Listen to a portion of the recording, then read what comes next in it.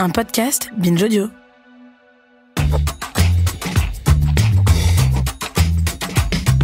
Salut, c'est Thomas Rozek. Étant un homme hétérosexuel, c'est peu dire que je n'ai eu que très peu à me soucier dans ma vie des questions de contraception. Certes, j'appartiens à la génération de l'immédiat après-sida. J'ai donc été très vite sensibilisé à la nécessité des rapports protégés et au bon déroulement du préservatif. En l'occurrence, c'était avant tout non pas pour éviter de concevoir, mais pour éviter d'être potentiellement malade ou potentiellement transmetteur d'une maladie ignorée de moi. Et même en ayant mené à deux le projet d'avoir des enfants, mon investissement dans la part contraceptive de mon couple a toujours été très réduite. Ça n'empêche pas, ceci dit, de savoir à la fois ce que celle qui partage ma vie utilise et surtout ce qu'elle n'utilise pas, la pilule. Alors, elle est loin d'être la seule puisque le dispositif, jadis symbole de la reprise en main des femmes sur leurs utérus, est en perte de vitesse. Nous, on a eu envie de remonter le fil des raisons de ce désamour qui s'installe et des alternatives qui le remplacent ou pourraient le remplacer. Ce sera notre épisode du jour. Bienvenue dans Programme B. Eh bien, si on s'inquiétait autant des thromboses de la pilule que celle de AstraZeneca, on ferait des progrès sur la contraception. Car oui, l'un des risques de la pilule, eh bien, c'est le risque de thrombose. En fonction des premiers chiffres, on estime que le risque de faire une thrombose après avoir été vacciné est de 0,0006%, alors que le risque de faire une thrombose en prenant la pilule, lui, est de 0,06. La pilule est donc sur ce point 100 fois plus dangereuse.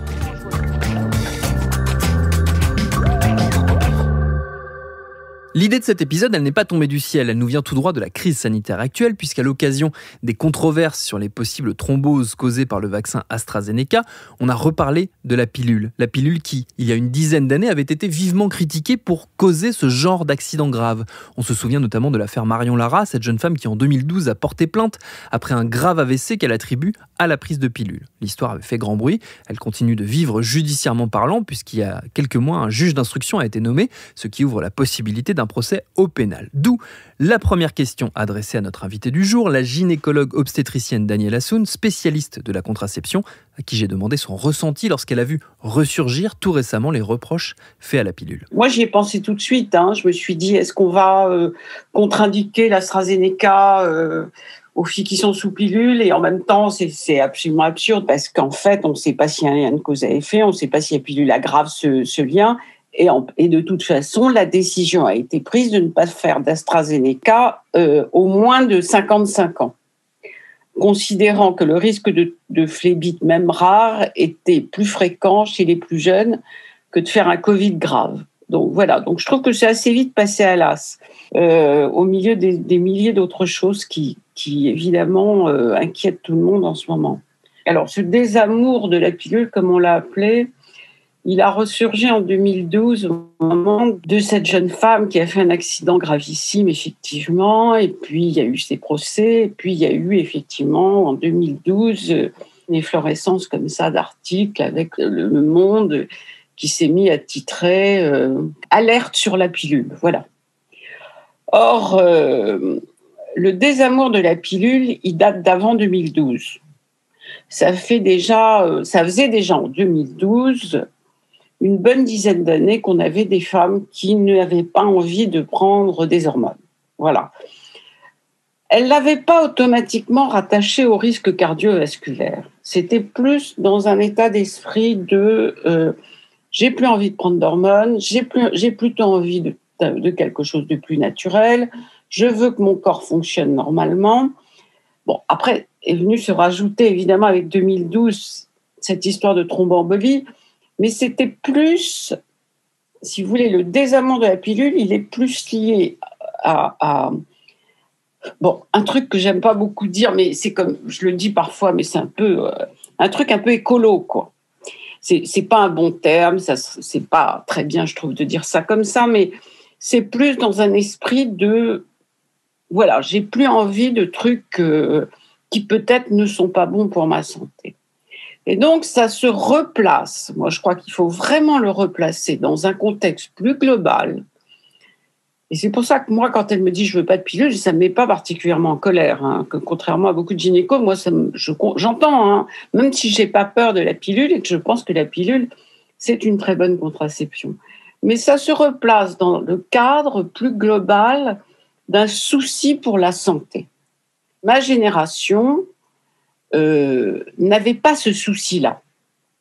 On l'a dit et redit, c'est banalité de le dire là aussi, on était tellement contents de trouver un truc qui marchait et qui nous permettait d'avoir une vie sexuelle assez libre, tout en n'ayant pas de grossesse qu'on ne souhaitait pas à ce moment-là, que si vous voulez, et on n'était pas du tout dans ce contexte de faire attention à notre santé. Donc le contexte était totalement différent. Ça, c'est un des éléments, je pense, qui fait qu'elles ne veulent plus de... Enfin, elles en prennent encore beaucoup. Attention, la France est encore un des pays où on prend le plus de la contraception hormonale. C'est pas zéro, on n'a pas arrêté, loin de là. Mais ça, c'est un des éléments. Le souci de sa santé, le souci de quelque chose de plus naturel, le souci de ne pas bloquer son système hypothalamo-hypophyso-ovarien, comme on dit, plus scientifiquement. Voilà, ça c'est le premier truc.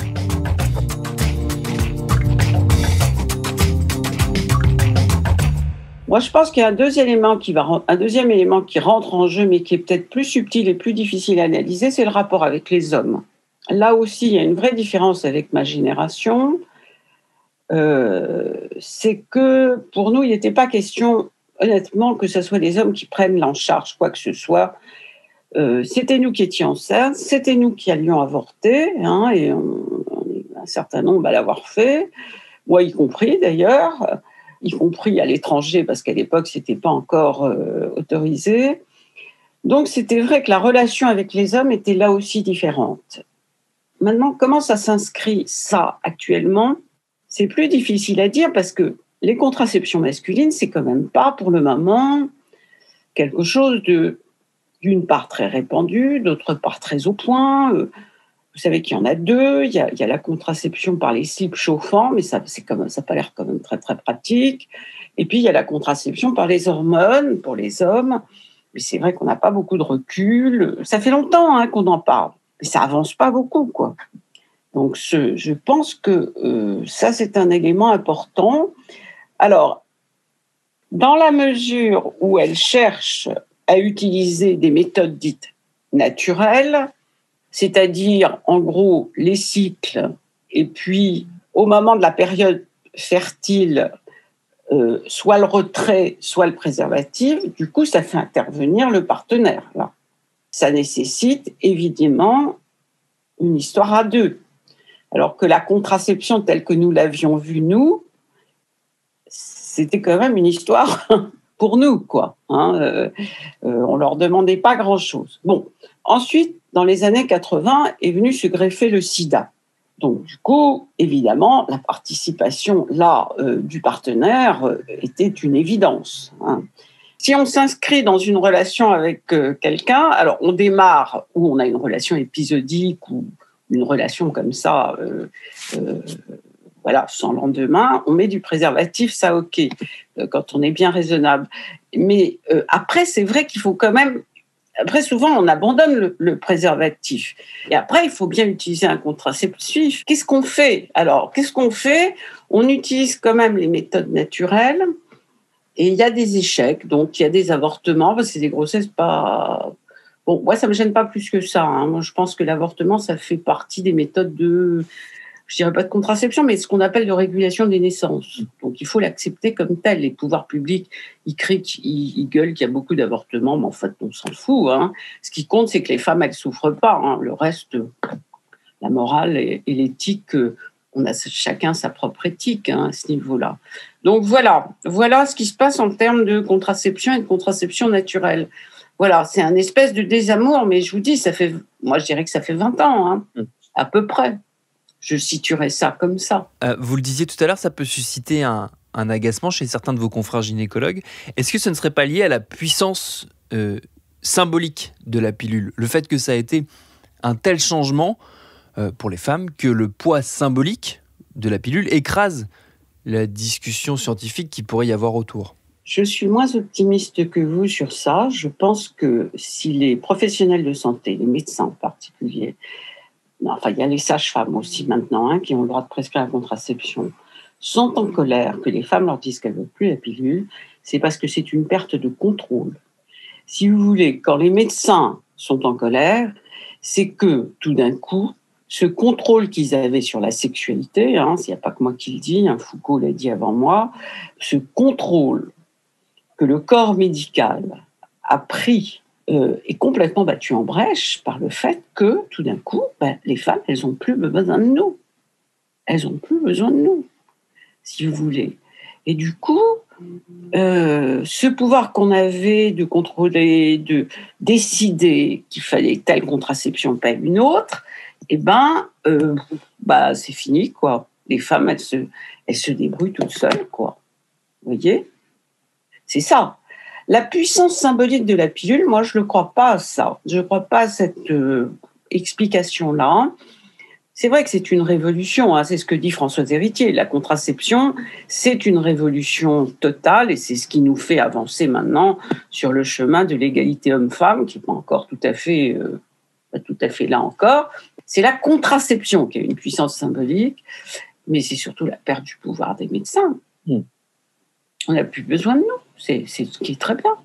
Après tout, pourquoi médicaliser ? C'est la fin de la médicalisation, si vous voulez, d'une certaine façon. Donc voilà, après, il va falloir négocier avec tout ça. Si on évoque l'autre côté, du côté des patientes, est-ce qu'il n'y a pas en jeu aussi, pour ce qui est du désamour, le fait qu'on ait, à une époque, massivement prescrit la pilule ? Je pense aux femmes de ma génération. Moi, j'ai souvenir, dès l'adolescence, de camarades de classe qui se voyaient prescrire la pilule pour des problèmes de peau, pour tout un tas de choses qui n'avaient pas forcément de lien direct avec la sexualité. Le fait qu'on ait massifié comme ça cette pratique, est-ce que ça n'a pas joué dans le désamour ? C'est intéressant parce que vous savez que la France est le pays au monde où ce qu'on appelle la prévalence de la contraception est la plus élevée.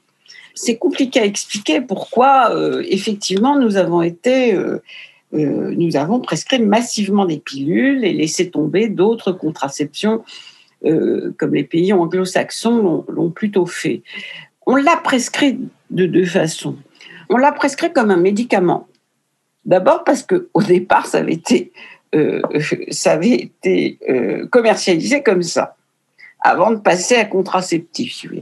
On l'a prescrit comme médicament pour des choses qui ne justifiaient pas, c'est facile à dire 30 ans plus tard, hein, pour des choses qui ne justifiaient pas d'être traitées, comme les cycles irréguliers, les douleurs de règles, si on n'arrivait pas à les calmer autrement, les problèmes de peau, mais ça ne règle pas véritablement les problèmes d'acné. Donc c'est vrai qu'on a parfois mis des gamines de 14 ans sous pilule sous prétexte qu'elles avaient des cycles irréguliers. Or, les cycles irréguliers, ce n'est pas une pathologie, c'est juste une façon de fonctionner. On sait maintenant que ce n'est plus comme ça que ça doit être. Enfin, on sait. On voit encore des prescriptions comme ça.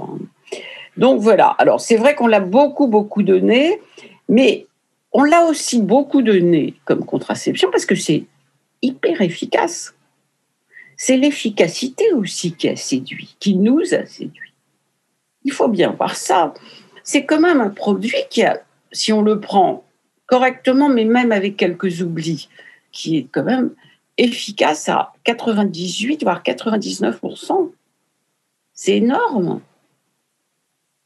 Donc, si vous voulez, quand vous êtes médecin, ce que vous cherchez avant tout, c'est ça où c'est intéressant de réfléchir là-dessus, c'est l'efficacité et la sécurité, ce qu'on appelle l'innocuité.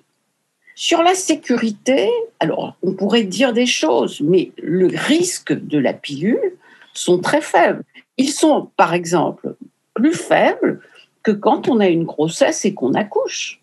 Vous voyez, en termes de thromboembolie, de phlébite, d'embolie pulmonaire, etc., il est plus dangereux de faire une grossesse et d'accoucher que de prendre une pilule, en termes statistiques. Donc, si vous voulez, c'est un produit très efficace et quand même très sûr.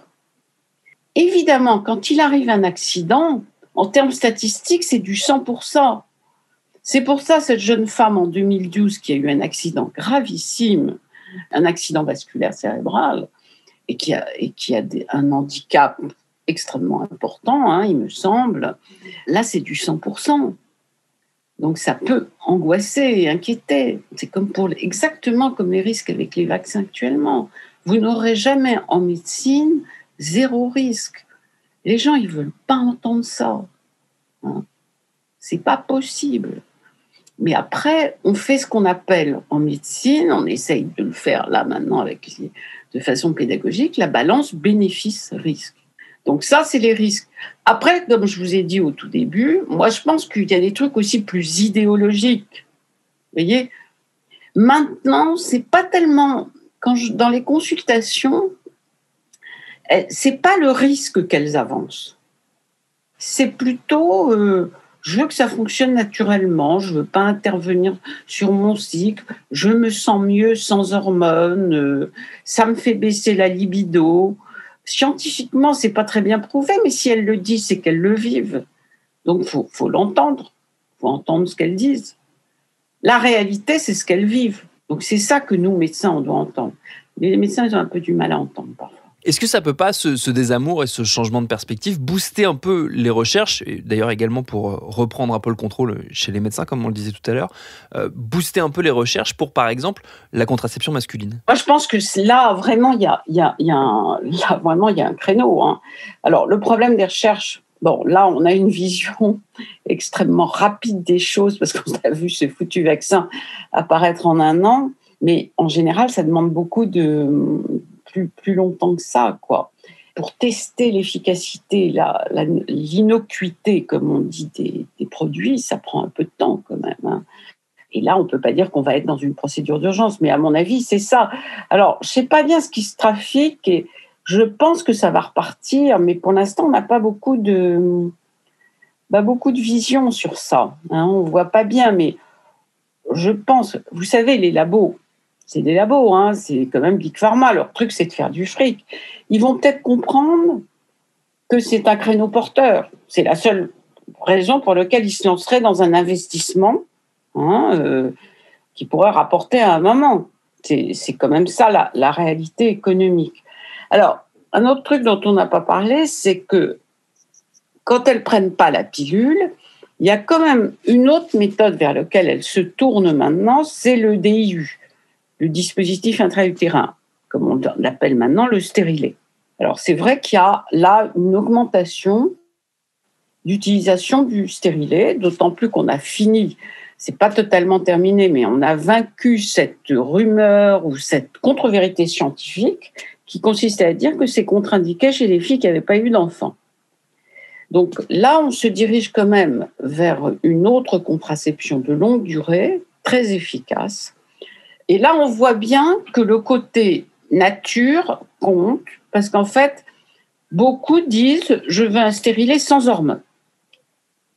Je veux un stérilet cuivre, donc purement mécanique, sans hormones. Donc on voit bien quand même que leur préoccupation, c'est pas d'hormones.